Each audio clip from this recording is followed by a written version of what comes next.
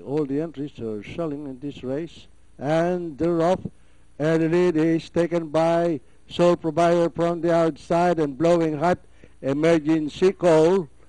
It's Sole Provider in the lead, followed by Emergency Call, Blowing Hot, Prying Eyes, and Cut May moving up on the inside.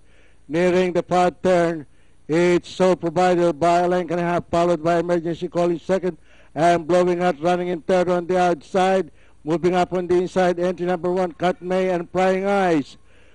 Rounding the far turn, it's still Sole Provider in the lead, followed now by Blowing Out on the outside, Emergency Call, and Cut May closing in fourth. The last bend for home.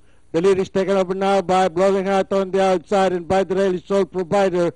And moving up now is entry number 1, Cut May, and Emergency Call.